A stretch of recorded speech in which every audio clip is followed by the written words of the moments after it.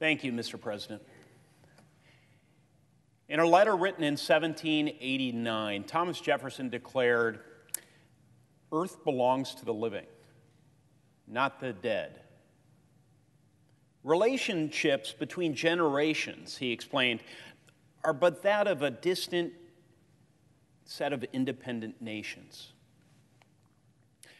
Mr. President, I don't know how many of my Democratic colleagues still admire Mr. Jefferson, but they're certainly taking his words to heart. There's little concern on one side of this chamber about the impact of our actions beyond our own time here. There's a belief that the importance of this hour's partisan ambitions outweighs the value of centuries-old institutions. Abandoning the 60-vote threshold in order to seize control of America's elections isn't simply short-sighted. It's clueless. It's the exact opposite of what the people who sent us here want. Back home in Indiana, I hear from anxious Hoosiers, because these are anxious times. I know what's on their mind: rising inflation, cost of putting food on their table and gas in their tanks. I hear from them about paying to heat their homes. Many are struggling to pay next month's rent. They're tired of and still worried about a pandemic that President Biden promised to shut down. And they're angry. Many are angry about a southern border that this president has left wide open. In the middle of all this, an affordability crisis, an ongoing pandemic, a broken border, changing the Senate rules to nationalize Indiana's elections, to repeal popular voter ID laws, to use tax dollars to fund political campaigns are not high among Hoosier priorities or the priorities of the American people. You know what is, though? Congress coming together, finding compromise, actually addressing in a collective way our shared national challenges. It's one of the most widely ignored messages of the last election. Every one of my colleagues should take note. If America wanted a radical, extreme, partisan set of changes put forward, they wouldn't have evenly divided the United States Senate.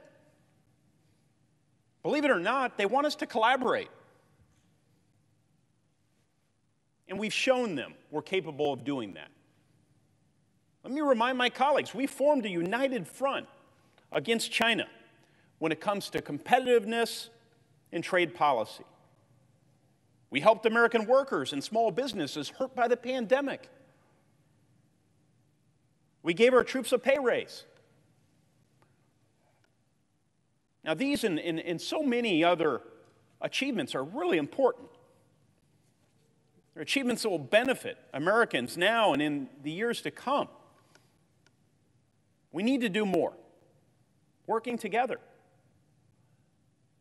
Now, look, I've been around here long enough. I understand that my Democratic colleagues are frustrated.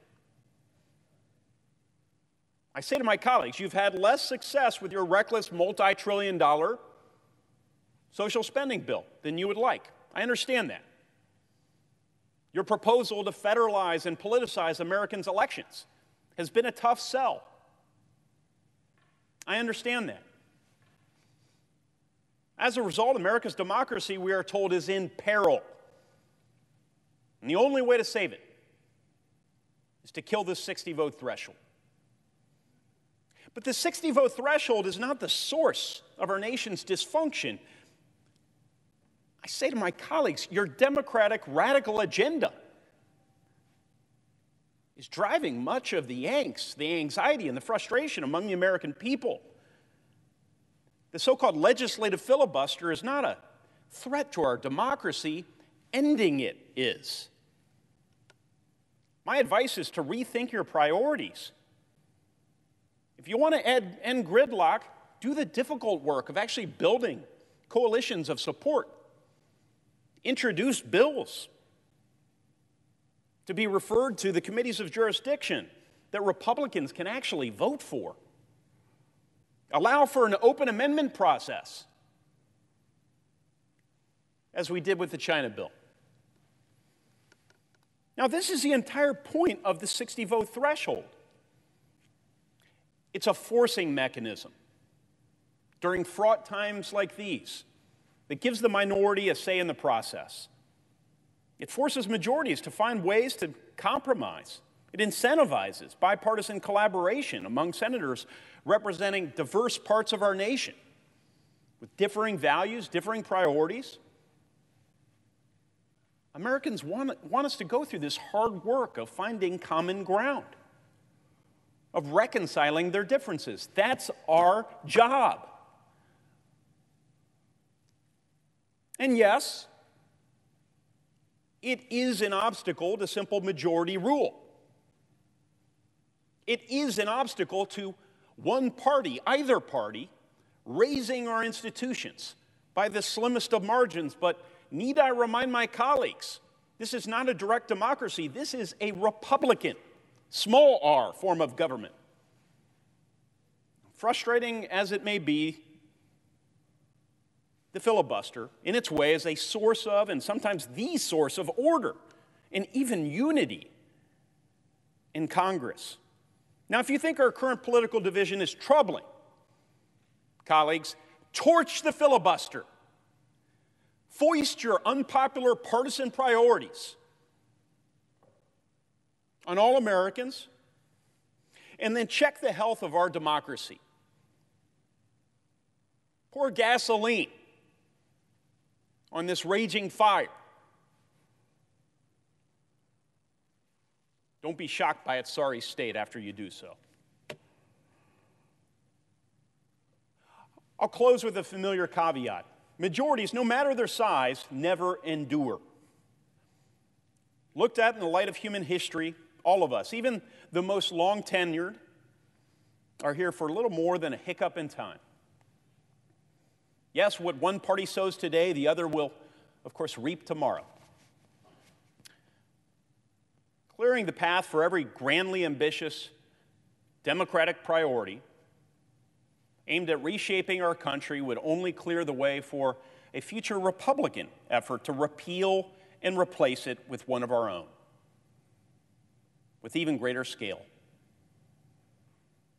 Beyond this, though, as much as I admire Thomas Jefferson, I do not believe that the earth belongs only to the living. No. Citizens place both their trust and their destiny in a set of shared institutions. In America, this forms a compact that stretches across centuries and generations. It includes those in the grave and those yet unborn. And for the moment, we, Republicans, Democrats, Independents, we are its custodians. If we give in to temporary passions, if we tear our institutions to shreds rather than work through them to serve the people, rewriting the rules when we don't win the game, we're failing in our jobs. We're breaking that compact. So I said it in my first speech on this floor, standing right over there, and I'll repeat it until my last speech. We are, above all else, the custodians of the common good. The common good. Remember that, colleagues, before you take a hammer to one of the Senate's signature means of advancing it. I yield.